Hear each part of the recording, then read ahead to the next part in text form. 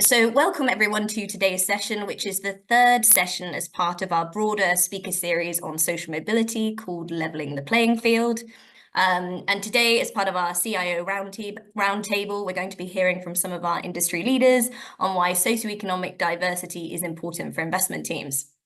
Now, just a very quick house note before we begin. So you can ask any sort of questions you may have through the Q&A function, and we'll be sure to get through as many of these as we can throughout the session, and also we'll sort of pause at the end to see if there's any that we want to sort of answer live, but do feel free to sort of post any burning questions in there. So first up, just to give a very quick plug on the rest of our speaker series while we've got you. So the next session will be the final one of the year, and that is called Stay Down, Talent Progression and the Class Pay Gap. That will be hosted just ahead of the Class Pay Gap Day in mid-November. So hopefully see lots of you there. We've got some really great speakers for that one.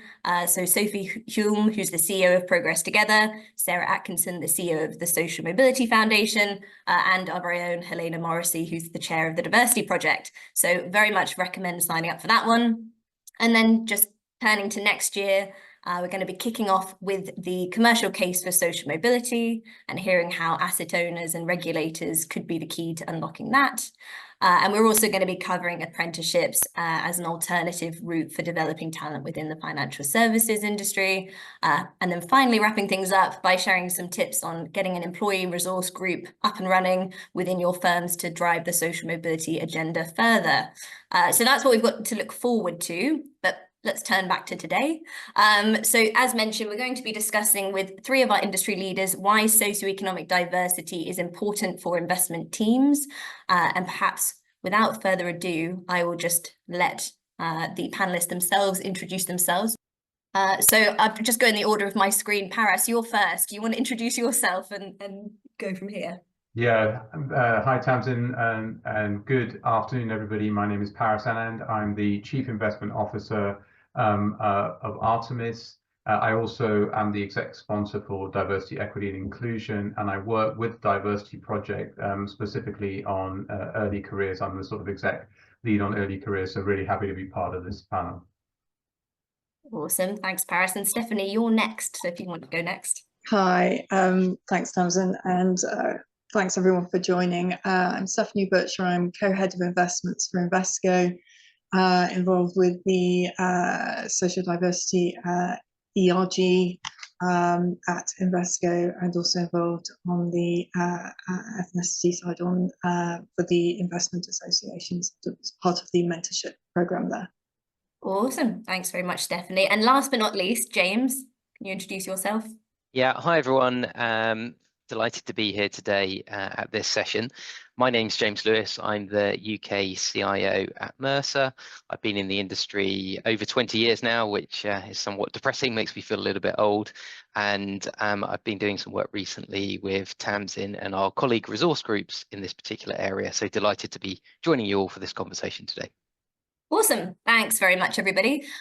So increasing socio-economic diversity of investment teams is arguably more than purely a moral imperative. Clearly fairness, there's clearly an argument for fairness in leveling the playing field, as is the theme of our speaker series. But, we know having diverse perspectives is important in challenging groupthink, bringing new ideas to the table, and really can go a long way in improving investment decision making and ultimately achieving sort of better outcomes for our clients. So I just wanted to sort of kick off the discussion with quite an open-ended question to each of you as to why you think specifically socioeconomic diversity is important within investment teams and the teams that you manage, and why do we need to aim at getting this right? I don't know if there's anyone who would like to kick that off, or I can choose and put someone on the spot. I'm happy to kick off, Tamsin, if that's okay with everyone. Look, I thought the reason I thought it was an interesting question was because I thought we should really focus on why social mobility specifically and why investment teams specifically, because it's very easy with a question like that to sort of move it into a kind of a much more general kind of diversity and its benefits of decision making space. But I thought, if I were to try to sort of, if you like focus the question a little bit. A couple of things that I would sort of bring to the fore. I think the first is that, you know, most of us who've worked in investment organizations recognize that the investment teams themselves have a disproportionate influence on the culture of the overall firm. So, you know, you can have a lot of tone from the top from sort of, you know, investment leaders or kind of leaders within the business, but ultimately I do think a lot of culture setting comes from that sort of investment team. And so one of the sort of attributes that we like to see is that sort of, you know, cultural contribution that our senior investors make in the organization. And typically, if you've got, you know, a good level of sort of, you know, diversity in terms of social background, I think that helps you to have a kind of a more balanced, more relatable sort of profile and a cultural contribution from the investment team. That's the first thing. I think the second thing is that, you know, those of us who've been, you know, actually investors ourselves, who've led investment teams, realize that you can have all of the acumen that you want, but one of the key behavioral characteristics you need is resilience.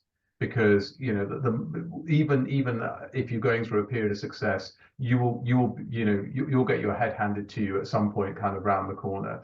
And the ability to sort of manage the kind of the ups and downs of markets and to have that sort of resilience is something that, you know, when I kind of look across sort of teams that I've managed and colleagues today, actually, you know, those that have come, you know, through in some cases more kind of challenging backgrounds or more challenging routes to get into the investment industry are often the ones that demonstrate the greatest amount of resilience.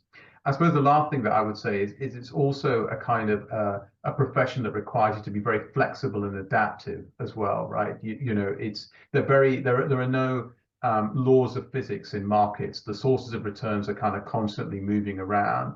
And I suppose, again, one of the things that I have experienced is that those folks that have, you know, often come, you know, from those kind of more challenging backgrounds have had to adapt inevitably more and you have a greater degree of flexibility just to sort of see, you know, occupy their space in the industry. So it's again, I see those things as really kind of appropriate assets and attributes that you know, I think link specifically to social mobility. Yeah, absolutely. And I don't know if Stephanie or James, you had anything you wanted to add on that question. I mean, I think Paris has done a great job on the specificities. I think there is taking it wider as well. I mean, it is the reality of, from an investment team, you really want to have that challenge and debate within a team, and the ability to look at any particular issue holistically, and, you know, whatever lens, if it's only going through one type of lens, that's going to be problematic. And so there's no question about people coming from different backgrounds, different ethnicities, different genders, etc. is incredibly important. I think the other piece as well is our clients. You know, our clients are not monofocus, and we can't begin to get our investment products right and our you know, the services that we're offering right if we don't reflect the entirety of our client base. And so I think that's an important piece of it as well. Yeah, absolutely. And James, you've come off mute. Yeah, not a huge amount to add to that. I think they're excellent points that Paris and Stephanie have mentioned there. I guess maybe a couple of other sort of observations, though. The thing that I think is also very beneficial, you know, we've talked a lot about the diversity of thought, the greater innovation. I really like what you were saying, Paris, as well, about the ability to flex and adapt. But what I've seen as well is when you get more diverse thought going into your investment committees, going into the process, it also encourages other members in the team, which may be more similar traditionally, to start thinking in different ways as well. So it can almost have this kind of like J-curve acceleration type effect. And I think it's really important that we as senior leaders are seen to facilitate that and bring that to the table so that we do benefit from different perspectives, but also help bring on other colleagues that are perhaps less diverse in nature too. I think just more broadly as well, it's just leading to a better allocation of talent at a sort of macroeconomic level, if you think about it. So by opening up the doors and really trying to encourage that more diverse workforce, I think we get people into the roles that they're most applicable to more quickly as well. And I think that's so important and something that is often overlooked. And I know, Tamsin, we're going to come on to talk about lots of other things which will connect back to this. But I think if we've got the right people in the right place and they feel empowered to speak their mind and say how they see things, that's going to lead to better outcomes. And I really like what you said as well, Stephanie, just about the clients, because our clients are changing. You know, if I think about the clients that we're dealing with, we're going into different segments. So we're expanding into different geographies as well. And people have got a broad range of backgrounds and they want to see that mirrored in the teams that are servicing them as well. Yeah, no, thank you very much for that. And I think all valid points, and certainly the case for sort of why we need to sort of target this and aim at sort of getting this right is clearly there. Clearly, there are some barriers to ensuring that we have socioeconomic diversity, specifically within the investments industry, right? And sort of getting that balance. I'd be interested in, just given we all agree it's important, we want to sort of target sort of that diversity. What do you guys see as some of the barriers to ensuring, you know, that we can achieve that diversity? Shall I jump in on this one maybe first? I mean, I think one sort of obvious one is just around the recruitment practices and trying to make sure that they are being as inclusive as possible. You know, if you go back, 10 years plus, it's very standard to be looking for certain characteristics on a CV, which was probably just ruling out a large proportion of individuals that could really add value at a firm, but perhaps weren't ticking particular boxes. So I think being very conscious of about what the way that those job ads are written, the type of characteristics that we're looking for, but even more than that, actually going and looking specifically for people coming from different socioeconomic backgrounds is really important to get those skills into the background, into the businesses. The other thing is probably to rely a little bit less just purely on qualifications. And so looking beyond that and looking at the potential of the individuals that you're looking at. So there are great programs out there in terms of, I think you mentioned it at the beginning, apprenticeships or projects that we can do with local schools to identify up and coming talent. And that's all got to be interconnected to that recruitment process. So I think that's one key area that we could really start to move the dial on, but it needs active management from HR and from the investment teams as well to really push for that. Yeah, exactly. Sorry, Stephanie, go for it. Yeah, and I think so. James has really sort of eloquently talked about the pipeline. I think then there's the big piece about once you've got people in the organisation, and again, I think a lot of this goes for other areas as well. But it's sort of, you can get numbers in. It's then what does it feel like being in an organisation, and how supported do you feel, and sort of what's your talent management for success as we're thinking about senior roles and so on. Where are the skills gaps, and how can we help work with people to make sure that any specific gaps are filled? And that goes for all individuals. I think the other thing is, awareness. So I think, sort of data, and, I know in Europe and UK that's harder than it is, say, in the US. But, we are actively collecting data with a view to being able to be more sort of conscious and think as we do through, as I say, talent management and so on. I think it's really important to be purposeful about how you're looking at sort of various areas of your business. And again, it's not just because, you made the right point. It's not just because it's morally right. Of course it is. But we will be a better business if we are really thinking about, the collective and the holistic of our talent resource within the business. I think a key one for me, Tamsin, is really about engagement. We can often take it for granted that sort of, the type of people that we'd like to attract into the industry are actually interested in coming to work for us. They don't know what it is that we do. They can't distinguish between different parts of finance. I do think that the fund management industry suffers from having no good TV shows that kind of, advertise what it is that we do. I mean, there'd be very boring TV shows if they, even though I think it's the most, wonderful of professions. It may not particularly make for good sort of TV. So I do think that engagement and attraction piece is really, really important. So I think it's incumbent on us as an industry to, embrace opportunities to try to bridge that kind of understanding gap with, as James says, cohorts from, from schools, from where they're sort of, students from difficult kind of socioeconomic backgrounds, and just make it feel kind of accessible, make it feel interesting, make it feel achievable, make it feel fun. So that's something that we're particularly focused on in our organization. We've been running this program called the Profit Hunt for several years, which is like a portfolio game that we play with, 60 year 12 students from genuinely sort of very, schools with very challenging socioeconomic backgrounds, combined household income of less than 30,000, free school meals, all of these sort of criteria that we select the children. You see them going on this amazing journey of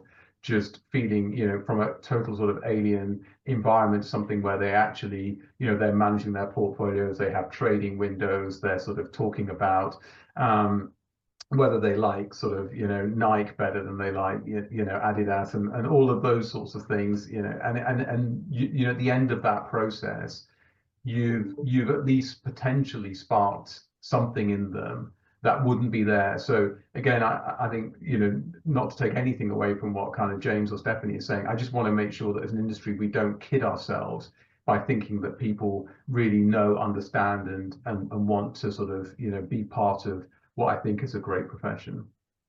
I think that's such a good point. And when you think about who we're competing with, the sort of tech industry and sort of the new exciting stuff that's out there, you need things like that to capture the interest, right? So I think, that sounds like a brilliant program. I did want to spend a moment just on something that Stephanie mentioned in her answer, which was this piece about the sort of, getting the recruitment pipeline there, getting people excited about sort of investments industry. But it's also about sort of, once you've got in, it's the getting in and then the getting on as well, right? Progressing through the organization is just as important as once you've got access to that pipeline and getting people in. So I guess just interested in sort of your guys' view as sort of, leaders. How do you ensure that you kind of drive that culture of belonging and you sort of make sure people do feel included once they've got in the door and it doesn't just sort of die a death there? And how do you ensure you keep people once you've got access to that talent? Yeah, I mean, I think it is a fairly crucial element. So, I mean, I think some of the obvious areas are things like the employee resource groups or business resource groups, but they're really important, and they play such a vital role. Because there is the network and there's the support and that sense of belonging, which might not feel natural given sort of different experiences, and those have been an incredibly important part of our business, and they're a brilliant training ground themselves because they are leadership roles. As you're taking part in these and you're involved in projects and so on, and you get access to senior leaders. I think the other big area is mentoring. I'm a massive fan of that. I think it's one of the most powerful things you can do within an organization, and it's two-way as well, because I think sometimes understanding what are the issues that people coming from different backgrounds or all of the various iterations, as a mentor you learn a lot, and that then informs how you're thinking about policy for the business, and equally for the mentee, being able to walk through problems or sort of tackle some of the issues. I think that's a really important element of it.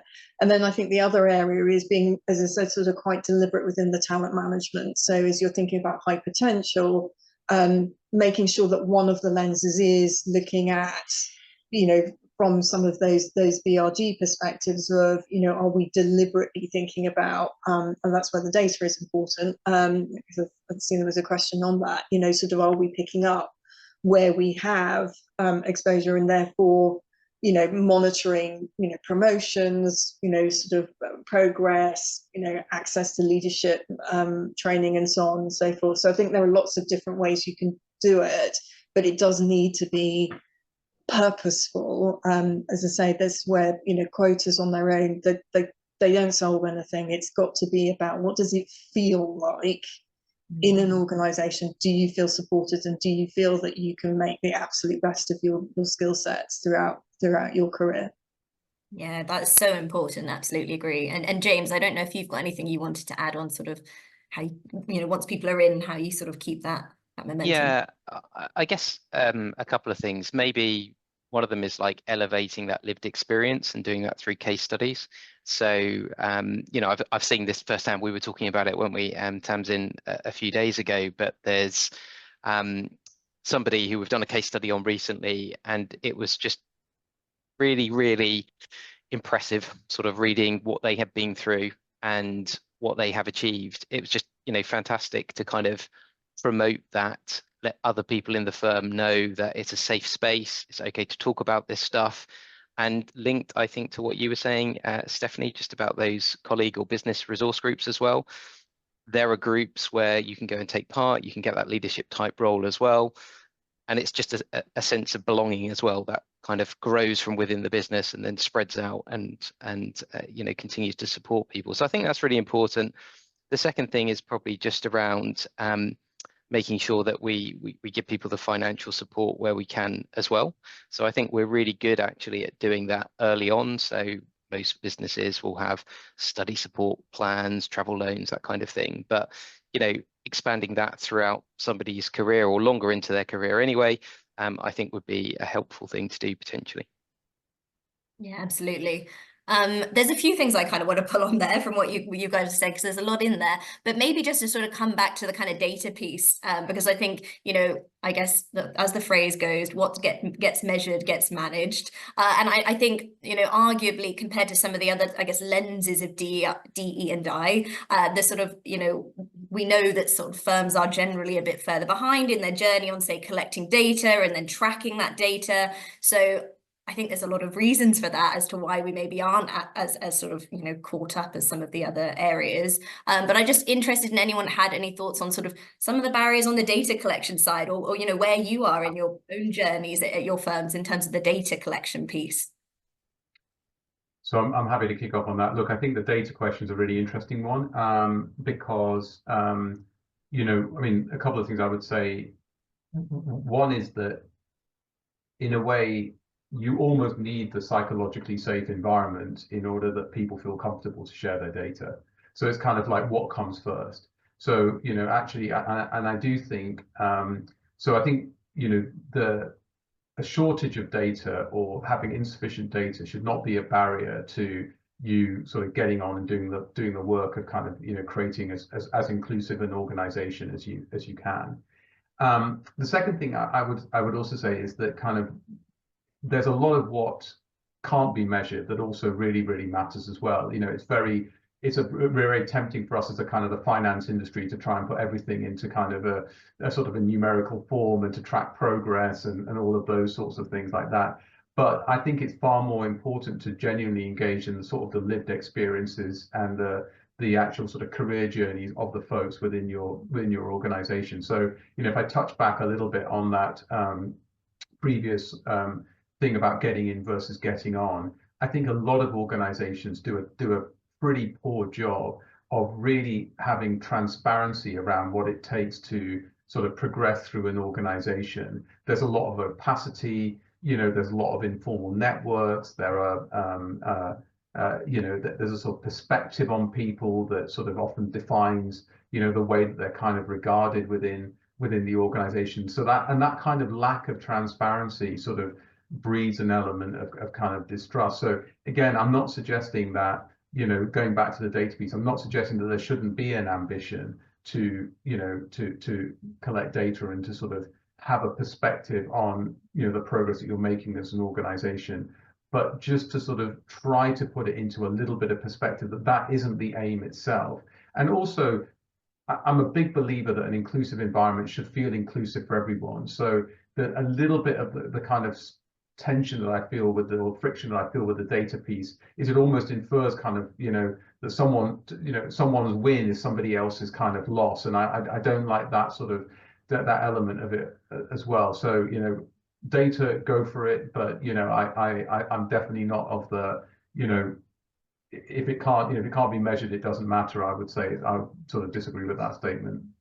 Yeah, and I think that psychological safety point is a really key one. And I think, you know, when we were sort of going through this this process, I think the people who need to you know, you need to explain the why of what you're seeking to achieve with the data, because, you know, people naturally are cautious. And I think the point you're making, Paris, about it's not a zero-sum game is absolutely crucial, because the data you need, and again, this goes for other areas as well, but you know, you've got to encourage everyone to put their data in, not just the specific group that you're sort of seeking to measure. So I think, you know, working with the BRGs themselves is really crucial. You know, the communication to them, why it's important to your colleagues, to people on your own team. You know, why is that, you know, a useful piece of information? But again, I think, you know, I totally agree with you, is that whenever you get into purely numbers, I think you're missing the bigger picture. It's useful and it's good data, and it's a way of, in a way of the business sort of measuring to some extent the progress, but some of it is very much that sense of what does it, I go back to it, what does it feel like being an employee at our organizations, and do you feel supported, and do you feel that you can that your talents will be recognized and you will proceed as far as you could and should do within that organization. Yeah, thanks. Anything else you want to add, James, on the data question? Or we can... No, I don't think so. I think Paris and Stephanie have covered it really well.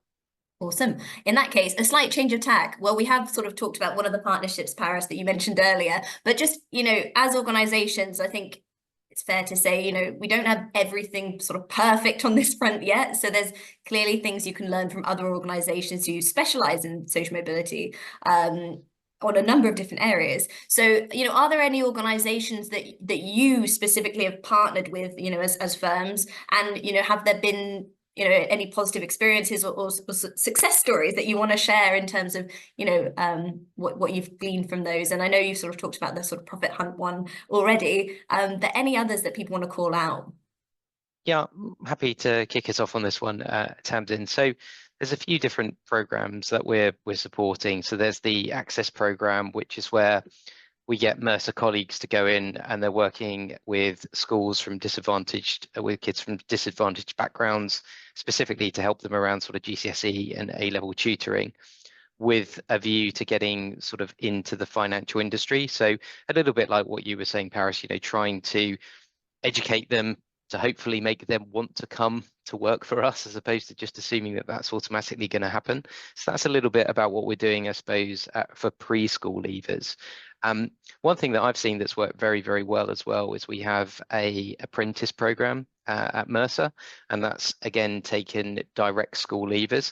Now that wasn't set up with the intention of focusing on social mobility, so it's slightly adjoint to the conversation today, but as we know, Tamsin, there have been some absolute high flyers that probably might have struggled to get into the organization 20 years ago with the traditional sort of recruitment techniques that we would have had back then, but they've come in having done GCSEs or done A-levels and had absolutely really impressive careers and really added value to the investment side of the business. And then we also have the Upreach program as well, where it's going into universities to again try and support students who have come from disadvantaged backgrounds to help them get into the financial services industry. So there's a few things that we're doing which are very specifically targeted around social mobility, so the Access and the Upreach program, and then a sort of broader one as well. But you know, we can definitely see that intersectionality and the benefits that you get there too. Yeah, go for it. We've also found, I mean, Investment 2020 has been, you know, a great program. You know, we've done that for a number of years and had some fabulous colleagues come in, and I think they're one of the other areas is people can come in, as we all know. Investment management actually encompasses such a wide range of roles, and again, I think that's part of the education piece, is going into schools and universities and explaining that. But what we found is that colleagues come in through different routes, and Investment 2020 has been one of those, and travelled around the organisation and come into, you know, some really very senior roles, and you know, gone into investment teams and so on, you know, perhaps on quite different parts of the organisation. And so again, I think one of the other sort of methodology that's important within the team is assessing your internal talent as well as you possibly can, so that as roles come up, that you're keeping that door open. And I think it goes back to this point about, I think we touched on it right at the beginning, but when you're hiring for a role, really thinking about what are the skill sets as opposed to the fully finished role, because we can do a lot of the training within that process. So I think, again, identification of high potential people, we've had lots of that go on. A different department will identify some young person who's come in with real talent, and very generously we sort of take them from there and sort of put them into investment, and then the pipeline rebuilds again. But that's a really positive experience for everyone involved. Brilliant. And I can see we've had so many questions on the chat, which I've been enjoying the conversation, not necessarily looking there. So I'm just going to sort of quickly turn to that to sort of bring up a couple of those questions. So the one that's come in, sorry, it's jumping around. Here we go. So on attracting the right talent, how do we ensure that we're not only attracting new talent, but also including more mature talent without any unintentional bias? And I think that's a really good question. So I don't know if there's anyone who wanted to open up with some thoughts on that piece. I mean, I think one of the things that I've certainly experienced in this sort of context is, if you have leaders in your organization that first of all are more open about their own background or upbringing, that there has been for a long time in sort of corporate culture, we slightly sort of manicure our backstories.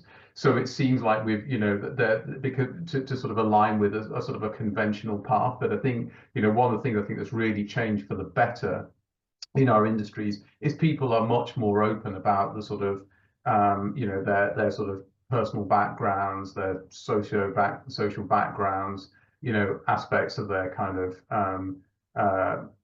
ethnicity or culture that's kind of shaped their sort of journey. And I think what that means is that you cannot estimate the importance of those kind of, first of all, those sort of that visual symbol or those symbols in an organization, but they are the ones that can really make a massive difference in terms of changing how senior talent is brought into an organization.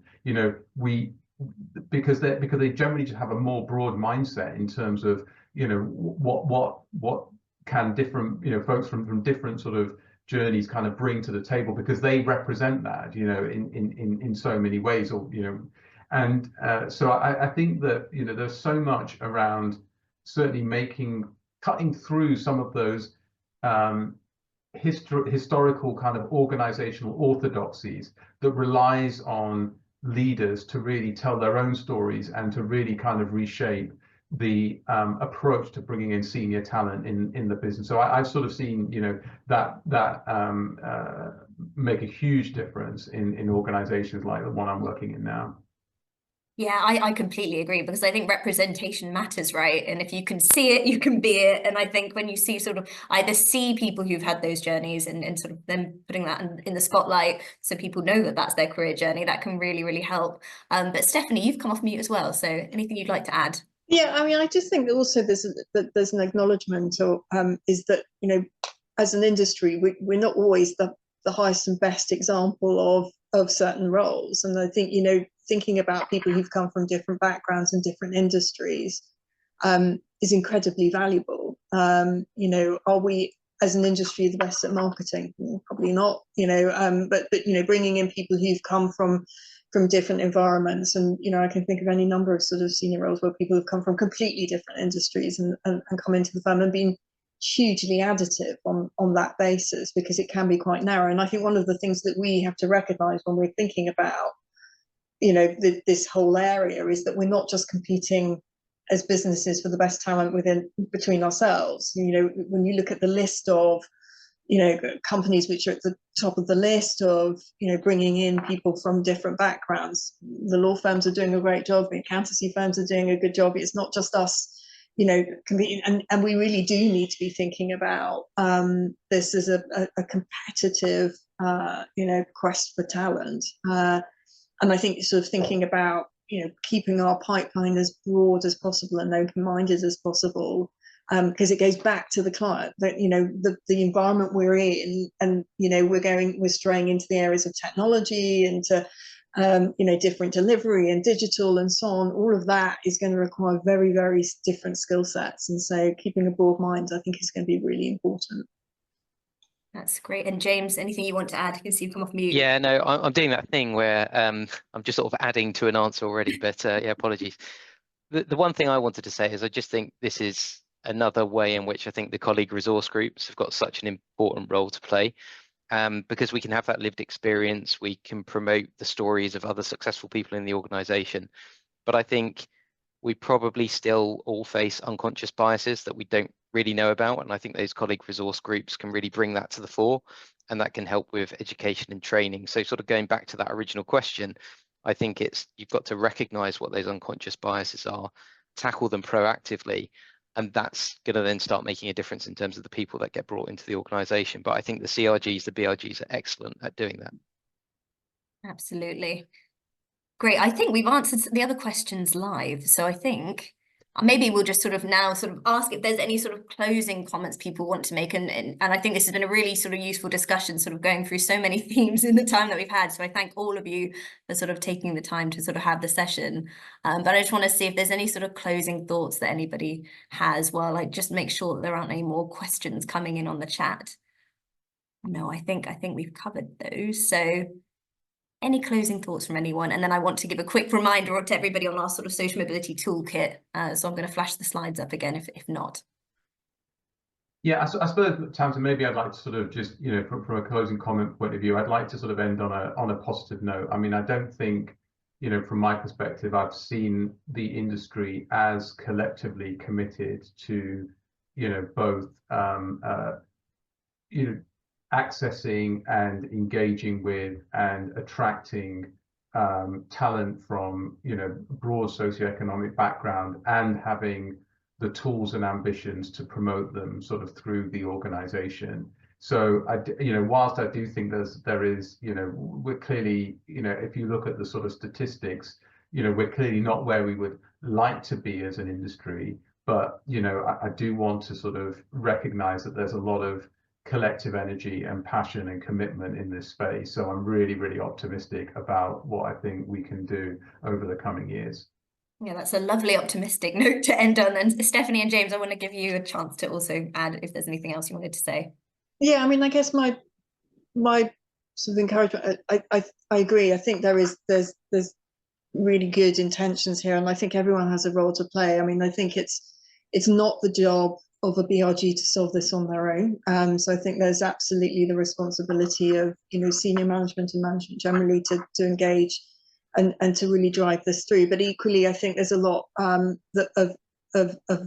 advice and help that you know, individuals can make. So this is a group effort, and so I think where people, you know, just encourage within your organisations, if you have ideas and you think things, you know, need to be done differently and so on, like speak up, because I think it's